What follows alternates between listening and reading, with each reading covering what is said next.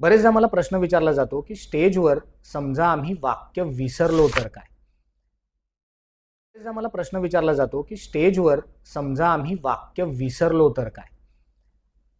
सगळ्यात महत्त्वाचं म्हणजे वाक्य विसरलो तर काय करायचं, ही सगळ्यात पहिले भीतीच डोक्यातनं काढून टाकायची. वाक्य विसरणं हे कोणाच्याही बाबतीत घडू शकतं.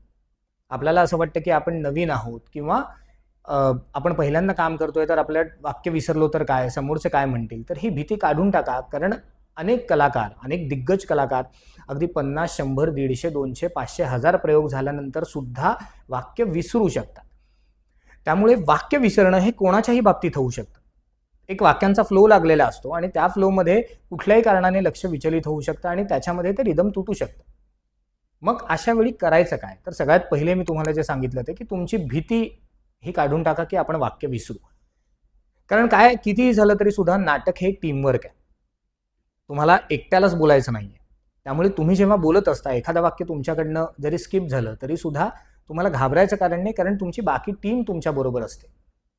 तुम्हाला थोडा वेळ पॉज घ्यायचा आहे, पण कॅरेक्टरमध्ये राहून. जर समजा तुम्ही स्टेजवर वाक्य विसरलात तर जीभ बाहेर काढणं, सॉरी म्हणणं किंवा गिव्ह अप करणं हे तुम्हाला अजिबात करायचं नाही. जर तुम्ही असं केलं तर तिथे समोरच्यानाही लक्षात येईल की हा ॲक्टर आहे, तो वाक्य विसरला. तुम्हाला एक थोडासा पॉज द्यायचा आहे. कदाचित तुमच्या को ॲक्टरना हे लक्षात येईल की काही कारणाने वाक्य विसरलाय, त्यामुळे ते कदाचित सांभाळून घेतील. अगदी असं झालं नाही तर तुम्हाला शांत होऊन तुम्हाला तुमचं वाक्य आठवायचं आहे आणि एखाद काही सेकंदाच्या फरकाने का होईना तुम्हाला ते वाक्य किंवा त्याच्या पुढचं वाक्य हे आठवतं. त्यामुळे सहसा वाक्य विसरणं हे होत नाही.